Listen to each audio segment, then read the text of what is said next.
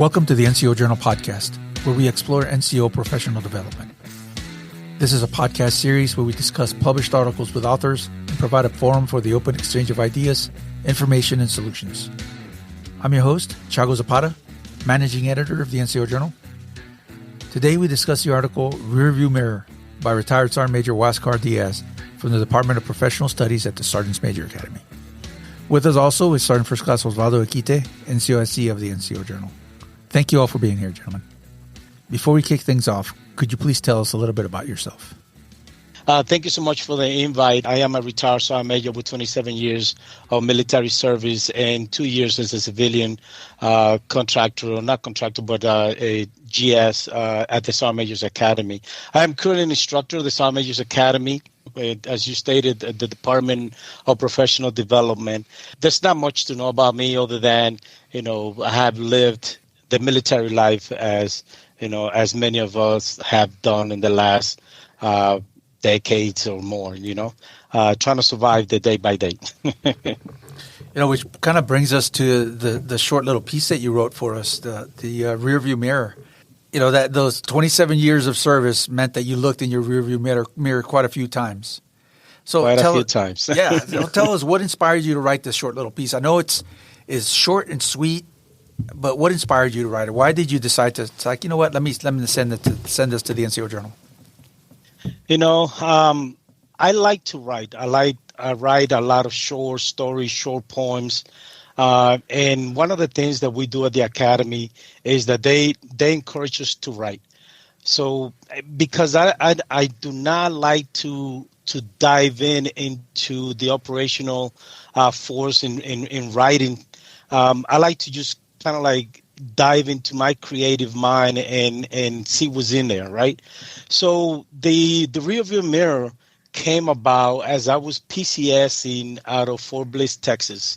And as you drive, if you've ever been around the area, we have the highway I-10, which is just south of the base, but it actually kind of like goes in a half moon around El Paso, Texas.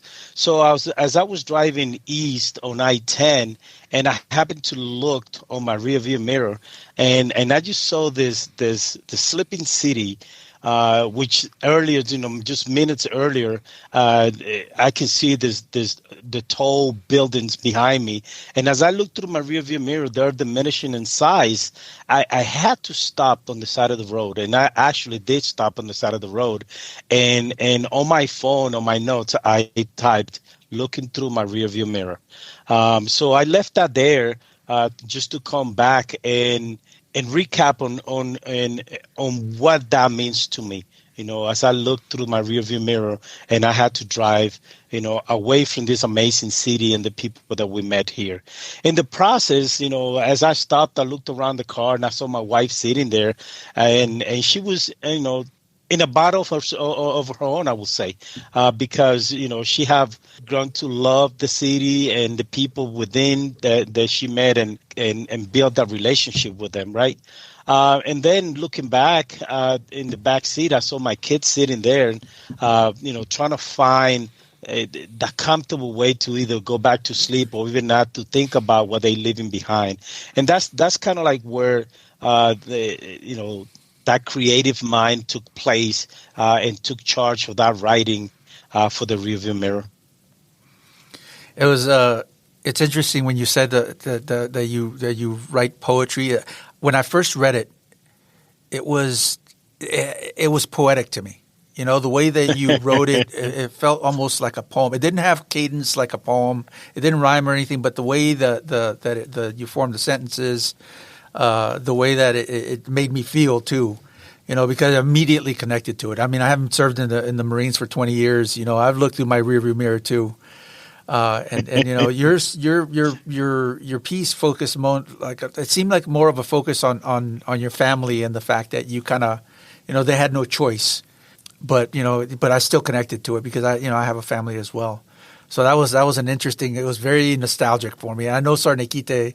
I'll let you talk. No, yeah. As soon as because we were talking about this in our production meeting, right? We were talking about, hey, what we're gonna put, what's coming up for the next week, and then they said, well, we got this article for the creative domain, and and they kind of read the first paragraph to me. The line that really hit me at first was, "Would they have chosen this life if given the chance?" And that just hit right at my heart, because it's a tough question. I don't think I want to know the answer to, right? Like, maybe they wouldn't have, and maybe they did it because, they're kind of forced to. So I just thought it was very impactful, and I couldn't wait to read the rest of the article. So just off of the first paragraph, it got me. That's one thing that we kind of forget from time to times. As we chose this life, we signed up, we raised our right hand, and we said we will defend, our nations and our way of life, at all costs. But as we go from duty station to duty station, we have to also keep in mind what they are leaving behind, right? They left their friends, they left their childhood, they left their schools, they left their jobs, right? For us, we know what's next. We will fall in line with our MOSs or our military jobs, right? Because that's what we sign up to do. But for them, it's totally different. They don't know what they're gonna find out there, who they're gonna meet out there. Are they gonna fall in love with another city? Are they gonna fall in love with another demographic of people? So it is hard, and if you think about it. It was kind of like the first time, even for me, to realize that, oh, wow, I never thought of my family as I moved from PCS to PCS, from duty station to duty station. And it kind of hit me right then and there, seeing them lost in thoughts, seeing them trying to find a comfortable way to fall back to sleep, to kind of like forget what they were leaving and maybe embrace what's coming. So it is kind of hard. Yeah, you're more focused on yourself, and on what's coming up next. You're getting ready to go to a new duty station. You're focused on what comes next for you. But I think I very rarely made that connection, the connection that you made when I was taking my drives cross country. Oh, of course, as professionals, we understand that we are here to do a job, and we kind of like get blindsided. And when I say blindsided, it's like, hey, you live in this duty station. What is it that I need to do to successfully, transition from this post, right? The clearings, the equipment, the closeout on evaluations, the closeout on awards, the closeout, maybe to say goodbye to one of those, that group of people that you met. But also at the same time, as you're moving forward, you understand that once you get there, you will know at least a 1 to 2% of the people within your organization, right? So you will fall right in as home, right? As a family. And obviously you understand that what comes with that is the responsibilities of taking care of soldiers, maybe understanding how the organization operates, maybe understanding that units in organization have this many trackers that you have to jump on and ensure that they're green. Right. And those are the things that as we PCS from duty station to duty station is the mission ahead. Right. But to think about, what that looks like from the civilian perspective, for the military family perspective, it's hard unless you've been part of it. Right. Yeah, absolutely. I spent 6 years in Hawaii. My son was 3 years old when we first got there. And by the time we left, he was 9 years old. And that's all the life he knew, right? Like that, his earliest memories were of playing outside in this big tree that we had out in front of our home with a bunch of other kids and the friends that he made there. I'll tell you, he'll never forget them or those experiences that he does remember now. But leaving Hawaii was extremely hard for him. It's not until now that I'm looking back at it that it's how tough is that for a kid? 9 years old, your childhood friends, and you're leaving them forever. It's just difficult to kind of, what do you say to him? I don't know. I just said, it'll be all right. We'll still talk to him. We'll still see them. You'll make new friends. Those are easy things to say. I think it's harder to actually do them. Yes, and you're correct, because we all have had that question asked. It's like, what is it going to be like on the next duty session? Do we know anybody there? How I'm like, I don't know, right? Deep down that you're going to be okay, right? Because sooner or later you will run into someone you know. And even if you do not know anybody within the organizations, you're going to click, you're going to form that bond, within days, within weeks of being in that organization. But it actually takes longer for the family members, especially going into a new school. I try my best when I say try my best, hopefully the Department of the Army plays along, is that to PCS during the summer seasons, right? Or maybe the Christmas break, because you're going to a new school, and there's quite a break in between. The summer, because a family, we tend to visit family and friends during a PCS move, right? So they kind of like decompress and kind of like forget about what they have left behind, and as we move closer to arriving to a new duty station, they feel more, up to it, ready to take on the next mission, the next duty station, the next, meet the next set of people, meet the new school, the new teachers, right? But just imagine those individuals, that the PCS right in the middle of the year, when the school is going on, that today you're in one school and tomorrow you find yourself in another school, and totally out of place. Yeah, absolutely. Yeah, I experienced that when I moved, because I'm an immigrant. I moved from Mexico to the United States when I was 8. That was the big move that I remember, and I remember being very angry. I was like angry because I left all my friends and everything I knew, different language, everything was just different. It was a new world, and I can imagine that that I never put myself in my kids' place whenever we PCS'd. Well, I think you hit it on the spot there, because I know, Sergeant Major, you were talking about you don't write for operational kind of purposes or anything, but the NCO Journal is for professional and leadership development, and this is just another way to get after that, right? Like if we're talking about leadership, we're also talking about where we're leaders at home. We're fathers, mothers. This, unless we had this article, this creative domain article on looking at Rearview Mirror and then being empathetic, thinking about your children or your family members, I wouldn't have looked back. I wouldn't have thought about these things, and maybe this podcast will reach somebody that's about to move for the first time, or maybe it's somebody that it'll move for the sixth time, and it'll make them reflect and think, man, that's something that I should focus on, right? I should probably have my conversation with my children, not just before we leave, but maybe even after we get to a new duty station. How are you doing? How are you feeling? How can I help you, cope with this move? How do you express, how do you vent, if not through dialogue? Yeah, that's a good point. And you are correct. There's valid points in every single one of your comments.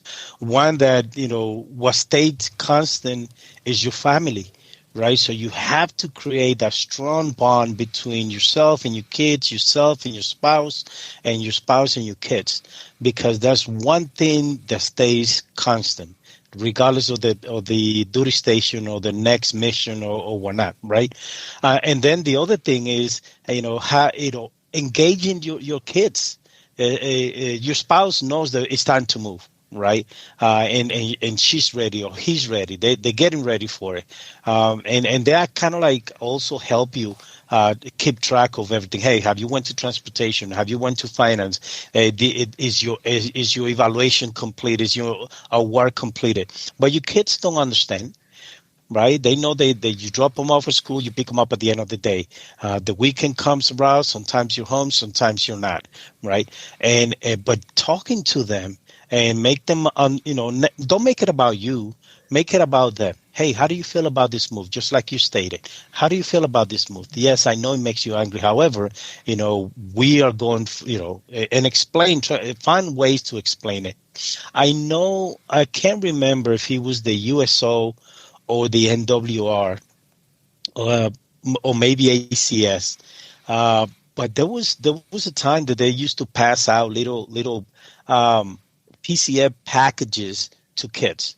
There they had the Sesame Street book that tells you about PCS and the next move. They also it was a CD. And there was many other little things that to help kids transition. So I don't know if they still have those programs out there, but those are very good things for our families as they transition to kind of like ease that transition as well.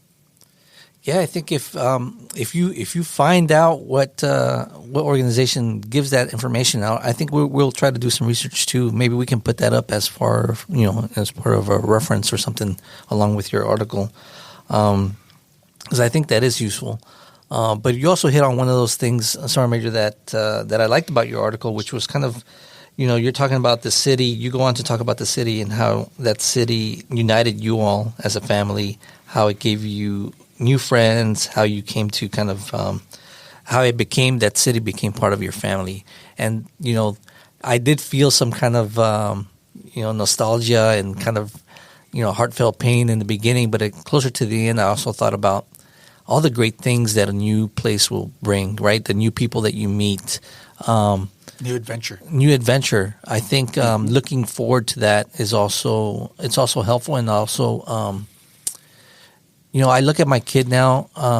We're retiring here in Fort Leavenworth, and the friends that my daughter meets, they're awed by the places that she's been to, right? They've never left Kansas City here. And my daughter has been to California, to New York, to Maryland, to Florida. She was born in Hawaii. It's just amazing the kind of experiences that being part of a military family brings. And I think we shouldn't forget that part. And you're correct.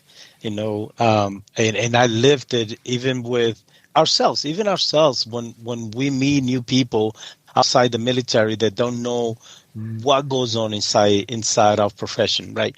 And they're like, oh, so where have you been? And you start to let them know, well, I lived in this state, I live in that state, overseas, I lived in Korea for a year, I lived in Germany for 5, 6, 7, 8 years, I lived in Hawaii, Alaska, and they're like, wow, how was that, and my experience, obviously, living in Germany for so long with the military, is that traveling, that you could just hop in your car and drive to Paris. You could hop in your car and drive to Rome. You could hop in your car, and drive anywhere within a 10-hour span, right?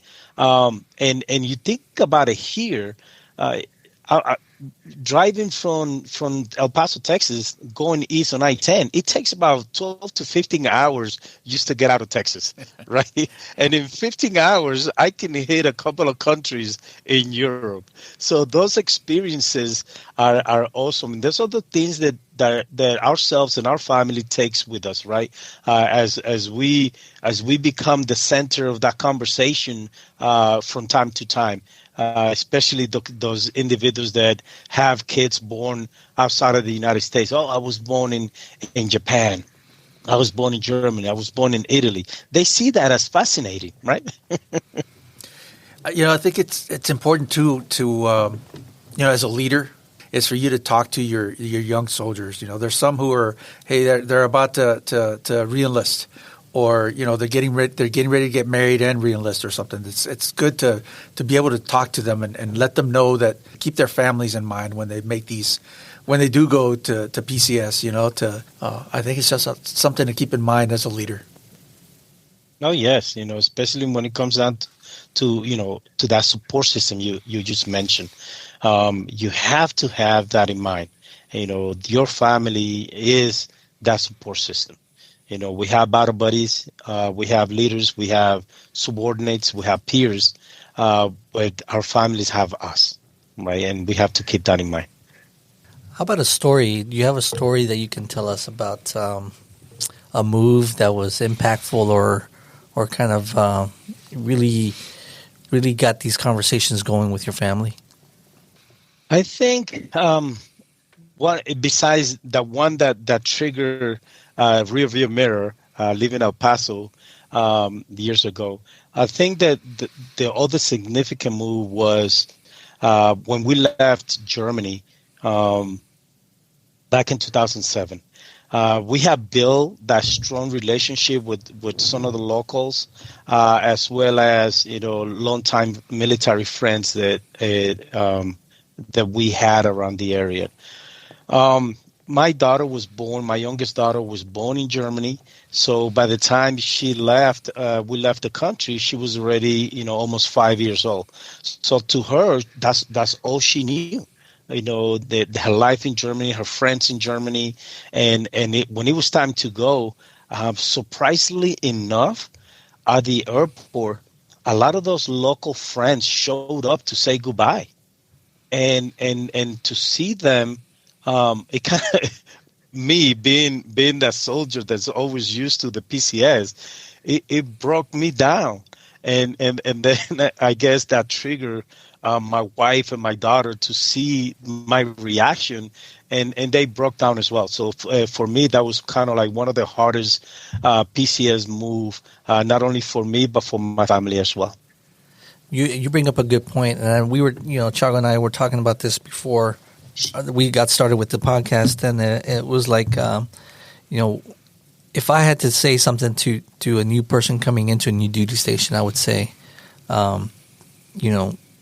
looking back at this article right now, I can say the places that you go and the people, especially the people that you meet in new places, take that as an opportunity, as a create a new adventure to meet new people and build new friendships and relationships that will last.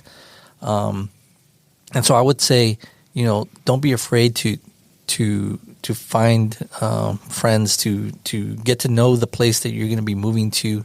I know that some people would go to get stationed in Hawaii, and they'd say, "Oh, we'll go to the luau, in the summer. Oh, you know what? We'll try the North Shore beaches, or we'll try the shrimp trucks some other time."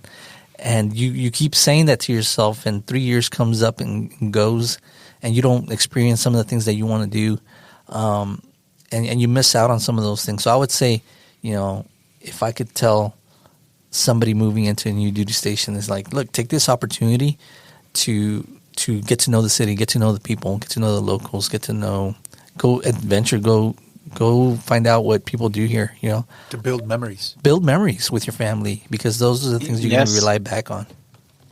Yes, of course. And too many times we hear that, and because we all lived it, right? Probably there was a time that we ourselves said it. I know I'm good. I don't want to go. Maybe next time, and next time. Then next time it's time to PCS, and you never did anything. And that would be one of my advice to individuals as they PCS to those exotic places or overseas locations, especially those overseas locations. There's no reason for you to be in Alaska, Hawaii, Germany, Italy, Japan, and spend 3 years on base and never live to explore what those country has to offer. And you'd be amazed how quick you fall in love with the environment. Taking this poem into consideration, Sergeant Major, what advice would you give, soldiers PCSing, or even what advice would you have wanted to hear as a young sergeant PCSing for the first time? With that, things are not easy. Just lay it out. Don't sugarcoat anything. Just lay it out. Say, hey, things are not going to be easy. You have formed bonds. Your family have formed those bonds, either with friends or at school. And as they move, they will look at you differently until they get settled on the next duty station. And the reason why I said they will look at you different is because you are pulling them away. You are taking them away from what they know, from the things they know, from the people they know, from the things they like. Right. And just find a way to reconnect. Right. Don't just jump into conclusion. Don't get mad at them. Understand that you chose this life. Right. And give them the chance, as I stated on my article or poem, is would have they chosen this for their lives, right? So you have to understand that. And as we mentioned earlier on the podcast, is integrating them in the PCS process. Hey, it's time to PCS. Which duty station do you want to go? How about Hawaii? You like Hawaii? You guys, what about Alaska? Right? Kind of like make it fun, right? And that way it is easier on them as we PCS. Make it about them as well. Right? Maybe look up, online together. Say, hey, this is the places. What do you think about this house? Hey, what do you think about this school? What about, hey, look, they have a water park over here. Make them part of the process. All right. Well, thanks, Sergeant Major. Thanks again for joining us. Like I said, keep them coming, and we really appreciate you taking the time to have this conversation with us. And I think our audience is going to get something out of it. So I know I did. So I appreciate you. No, thank you so much for the invitation. I had a fun time talking about the article and getting to know both of you gentlemen. Remember to put your knowledge to the page, submit articles, and get published with the NCO Journal. Don't forget to check out our webpage and follow us on social media. We'll catch you next time on the NCO Journal podcast.